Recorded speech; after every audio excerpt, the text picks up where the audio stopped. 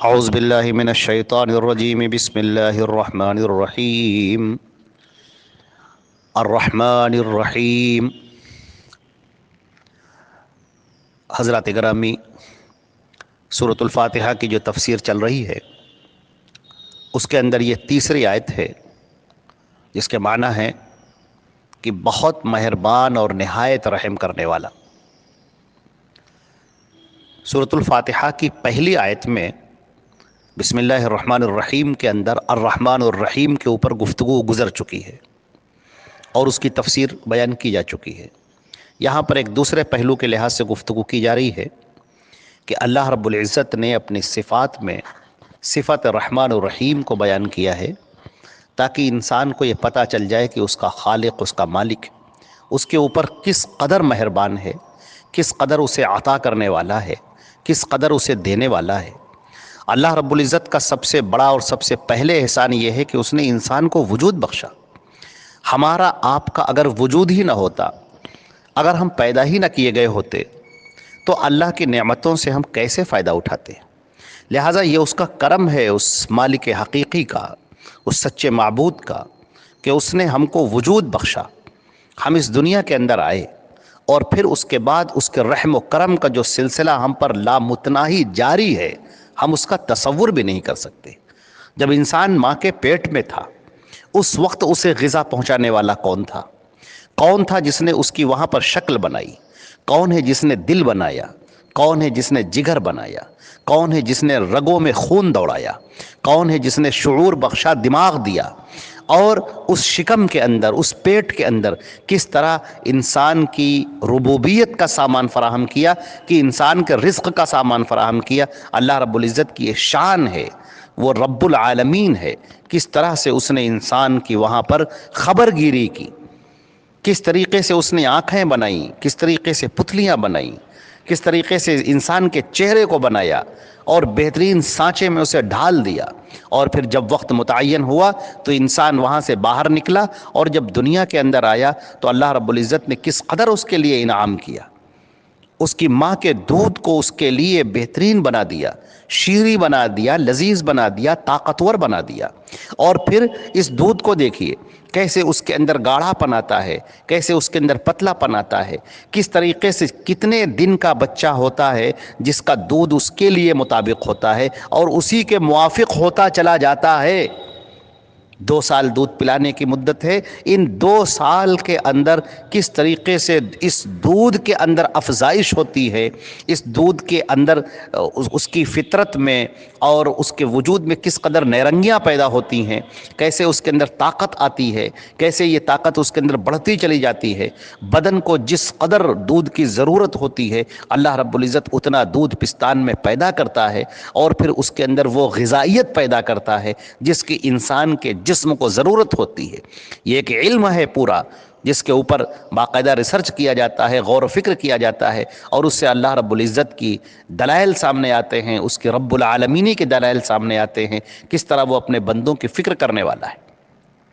وہ بے انتہا مہربان ہے، بے انتہا رحم کرنے والا ہے، بے انتہا شفقت کرنے والا ہے، بے انتہا محبت کرنے والا ہے، بے انتہا فکر کرنے والا ہے، اپنے بندے کی کتنی خبرگیری کرنے والا ہے، اس کو ہر وہ چیز دینے والا ہے جس کی بندے کو ضرورت ہے۔ وہ بندہ چاروں طرف اپنی نگاہ اٹھا کر دیکھے، یہ آسمان کے اندر جو سورج ہے اور اس کی نکلتی ہوئی جو شعاعیں ہیں، جو کرنیں ہیں، وہ بدن کو طاقت فراہم کرتی ہیں۔ وہ زمین کے لیے نامعلوم کس قدر کتنے ایسے چیزیں ہیں جس کے لیے سورج کی گرمی بہت زیادہ ضروری ہے۔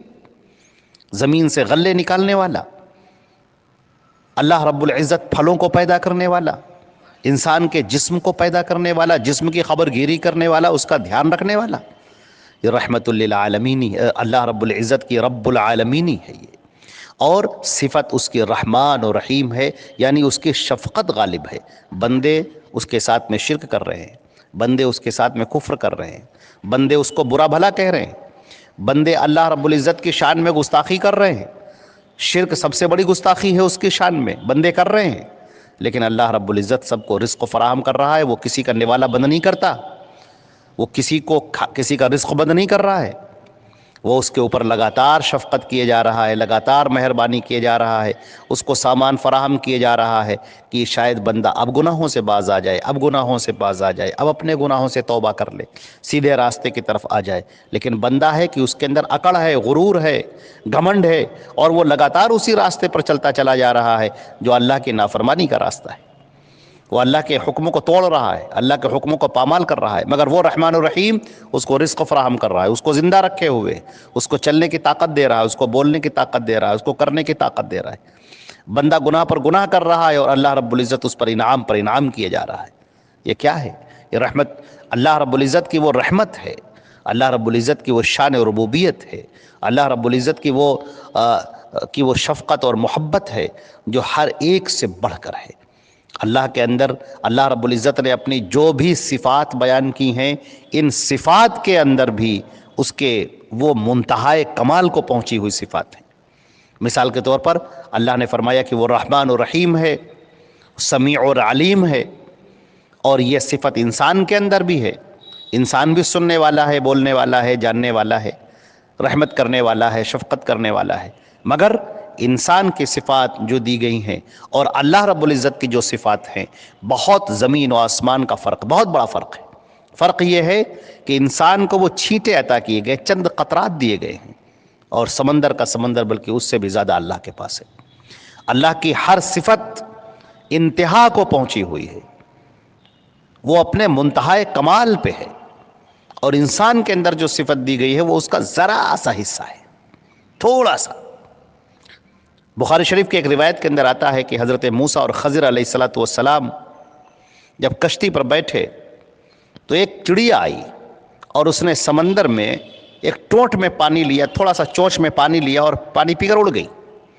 تو خضر نے کہا، اے موسیٰ، میرا علم اور تمہارا علم مل کر بھی اللہ کے علم میں اتنی بھی کمی نہیں کی جتنی کی اس چڑیا نے چونچ میں پانی لے کر سمندر میں کمی کی۔ چڑیا نے چونچ میں پانی لیا، سمندر کا پانی کچھ تو کم ہوا، ایک قطرہ ہی صحیح، لیکن اللہ رب العزت کا جو علم ہے، میرا اور تمہارا علم مل کر بھی اس کے علم میں کچھ بھی کمی واقع نہ ہوئی۔ تو اللہ رب العزت کی جو صفات ہیں وہ اپنے کمال پر ہیں، وہ انتہا پر ہیں، ہم اس کا تصور بھی نہیں کر سکتے، اس کا اندازہ بھی نہیں کر سکتے۔ وہ کس قدر مہربان ہے، کس قدر شفقت کرنے والا ہے، کس قدر رحمت کرنے والا ہے۔ اللہ رب العزت رات میں اپنا ہاتھ بڑھاتا ہے کہ دن کے گنہگار کو معاف کر دے، دن میں اپنا ہاتھ بڑھاتا ہے کہ رات کے گنہگار کو معاف کر دے، اور یہ سلسلہ چلتا رہتا ہے یہاں تک کہ جب انسان کی روح اس کے حلق میں آ جاتی ہے تب توبہ قبول نہیں ہوتی، یا جب سورج پشچم سے نکل آئے، مغرب سے نکل آئے۔ اللہ رب العزت نے جو بھی اپنی صفات ارشاد فرمائی ہیں، بعض صفتیں تو وہ ہیں جن کو ہم سمجھ بھی نہیں سکتے، لہٰذا ہمیں یہ ایمان لینا چاہیے کہ اللہ نے اپنی جو بھی صفت ارشاد فرمائی ہے ہم اس پر ایمان لائیں، نہ اس کے اندر ہمیں کوئی تعویل کرنی ہے، نہ اس کا انکار کرنا ہے، نہ اس کی تشبیہ کرنی ہے۔ مثال کے طور پر کچھ ایسی صفات ہیں، جیسے اللہ نے ہاتھ بیان کیا کہ میرا ہاتھ ہے، ید اللہ، اللہ کا ہاتھ، اللہ کا چہرہ، اللہ کی پنڈلیاں، انگلیاں، یہ اللہ رب العزت نے ذکر کی ہیں۔ اس کا قدم، حدیث کے اندر قدم کے بارے میں آتا ہے، اللہ رب العزت نے اپنا قدم بڑھائے گا اور جہنم کے اوپر رکھ دے گا، وہ کہے گی قط تو قط، میں بھر گئی، میں بھر گئی۔ تو اللہ رب العزت نے جو صفات ارشاد فرمائی ہیں اپنی، جیسے ہاتھ، جیسے چہرہ، جیسے پنڈلیاں، جیسے قدم، تو تمام اہل سنت والجماعت کے علماء کا اس بات پر اتفاق ہے، اور اس بات کو اچھی طرح سے گرہ میں باندھ لیجئے کہ ان صفات کا انکار نہیں کیا جائے گا۔ بہت سارے لوگوں نے ان کی جب سمجھ میں نہیں آیا تو انہوں نے انکار کر دیا اور کہا نہیں اللہ کے کوئی ہاتھ وات نہیں ہے، اللہ کا کوئی چہرہ نہیں، اللہ کے کوئی پیر نہیں، کوئی پنڈلی نہیں، کچھ نہیں، انکار کر دیا۔ یہ گمراہی ہے۔ جب اللہ نے بیان کیا ہے کہ میرا ہاتھ بھی ہے، پیر بھی ہے، چہرہ بھی ہے، جب اللہ نے انگلیاں ہیں، جب اللہ نے ذکر کیا ہے تو ہمیں اس کو ماننا چاہیے۔